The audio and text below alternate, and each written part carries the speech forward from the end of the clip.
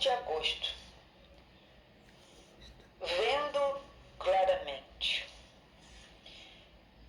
Vamos ler Marcos 8, de 22 a 30 e responder a seguinte pergunta. Por que foi necessário que Jesus tocasse 2 vezes no cego para curá-lo?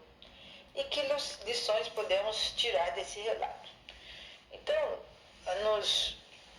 nas curas que Jesus realizou em outras partes do livro de Marcos, nós vimos que Jesus curou imediatamente as pessoas. Agora, aqui teve um caso sobre esse cego que chamou a atenção.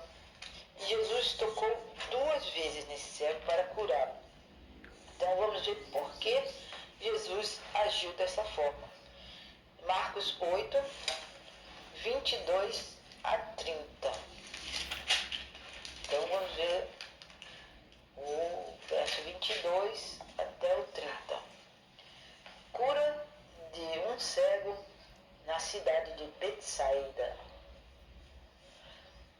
Eles foram para Betsaida e algumas pessoas trouxeram um cego para que Jesus curasse, suplicando-lhe que tocasse nele.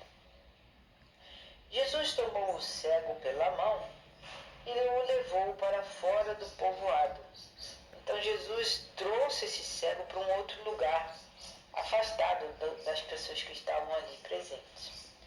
Depois de cuspir nos olhos do homem e impor-lhe as mãos, Jesus perguntou: Você está vendo alguma coisa?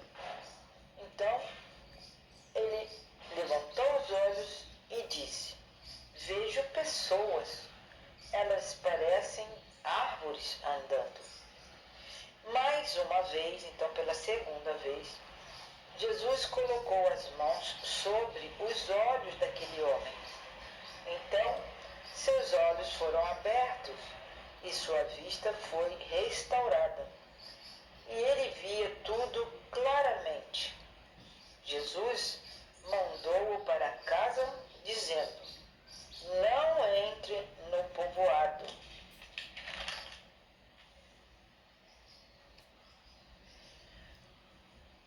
Verso 27. Jesus e seus discípulos dirigiram-se para os povoados nas proximidades da cidade de Cesareia de Filipe. No caminho, Jesus perguntou aos discípulos: Quem o povo diz que eu sou? E os discípulos responderam: Alguns dizem que és João Batista, outros dizem que o Senhor é Elias, e outros ainda dizem que o Senhor é um dos profetas. E Jesus voltou a perguntar: E vocês? Quem vocês dizem que eu sou? E Pedro respondeu: Tu és o Cristo.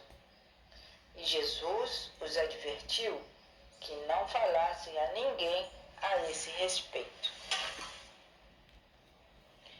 Enfim, nesse milagre que Jesus fez por este cego, Jesus dividiu esse milagre em 2 partes, de forma que, primeiramente, o cego não enxergou nitidamente, claramente.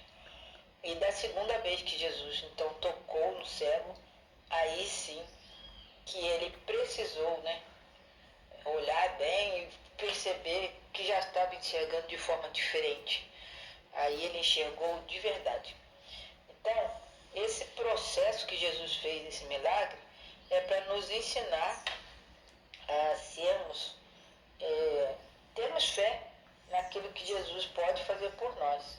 Às vezes nós, como aquele cego, não enxergamos de forma clara aquilo que Jesus quer de nós, mas nós precisamos seguir adiante e ter fé. Então os evangelhos relatam as histórias de vários cegos curados por Jesus. Além da passagem de Marcos 8, que estamos estudando, teve também o cego Bartimeu, que foi curado. A história de Bartimeu está em Marcos 10, 46 a 52. Mateus se refere a 2 homens cegos no seu livro. Está em Mateus 20, 29 a 34. E também o discípulo João 9 conta a história de Jesus curando um cego de nascença que se lavou no tanque de Siloé. Então, a história de Marcos, capítulo 8, é diferente das outras histórias de cura de cegos, porque ela é mencionada apenas em Marcos. Os demais discípulos falam de outro tipo, de pessoa, outros cegos. E o único milagre que Jesus fez em 2 etapas para trazer a cura perfeita. Então tem um detalhe comovente de que Jesus pegou esse homem pela mão, e afastou ele da multidão. Ele foi para fora da aldeia. Porque Jesus tinha muita compaixão por aquele homem que tinha aquela deficiência. Mas por que foi necessário, então, tocar o homem 2 vezes? Jesus é capaz de fazer as coisas de forma direta, de uma vez só. Mas tem uma razão para que esse homem tivesse sido tocado 2 vezes. Esse foi o único milagre que envolveu 2 ações. Mas isso não aconteceu por falta de poder de Jesus. Não foi isso. É mais provável que Jesus tenha contado, através dessa cura, uma parábola. Ele ilustrou essa parábola, com a cura desse cego, para que as pessoas, então, inclusive, principalmente os discípulos, entendessem alguma lição. E isso estava acontecendo principalmente com os discípulos, Então, essa sessão do livro de Marcos começa e termina com a cura de um cego. E Jesus estava ensinando o que para os seus discípulos? Ele estava ensinando especialmente sobre a sua morte, que ocorreria em breve. Porque os discípulos, eles tiveram dificuldade de entender essa predição de Jesus. Quando a gente tem um amigo, esse amigo fala, em breve eu vou morrer, não é uma notícia fácil de se entender, não é? E Jesus falou de diversas formas sobre sua morte para os discípulos. Mas a restauração da visão deste cego é uma comparação, uma metáfora do crescimento no discipulado. É um processo que exige uma etapa após a outra, tem que ser vencida. Professores realmente gostam de fazer perguntas, e Jesus não era diferente, não é? Essas são a chave para desbloquear a compreensão dos seus alunos. Então, o professor faz uma pergunta, o aluno tem que pensar bem para poder responder. Então, Jesus perguntou aos discípulos sobre a sua identidade. Antes, ele nunca tinha perguntado sobre a identidade dele para os discípulos diretamente.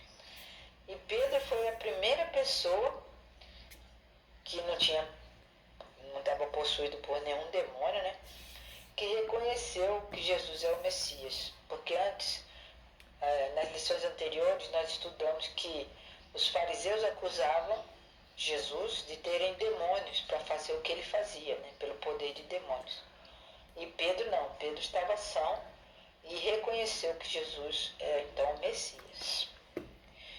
E logo após essa revelação de quem é Jesus, que é o Messias, Jesus começou então a explicar o que haveria de acontecer com ele, que seria a cruz, a sua morte.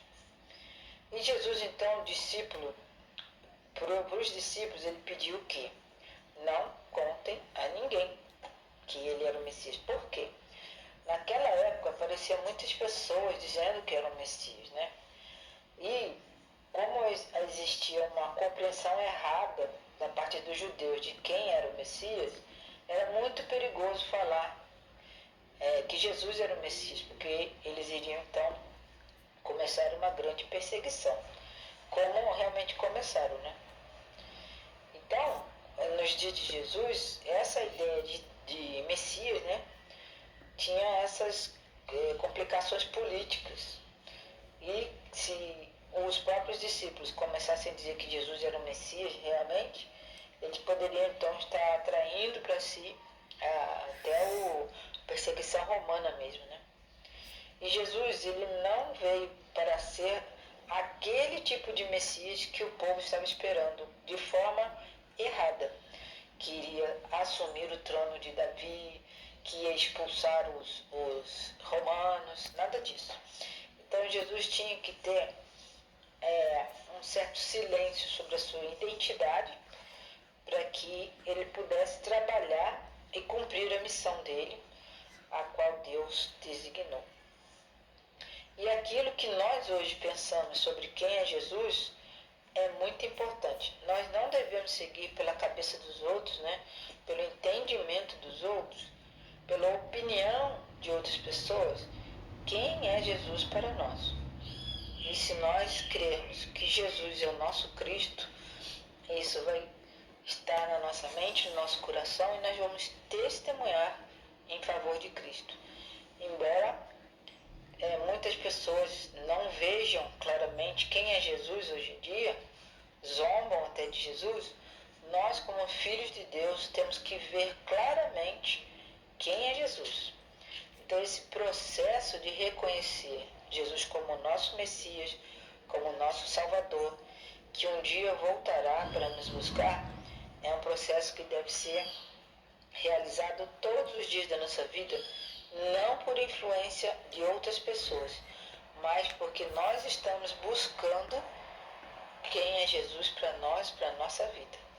Que Deus possa te abençoar, a mim, a você também, que nós possamos ter essa visão clara de quem é Jesus em nossa vida e que nós possamos entender que seguir a Jesus não é fácil, porém a recompensa é muito especial. Assim como Ele está no céu, nós estaremos um dia com Ele também. Deus abençoe.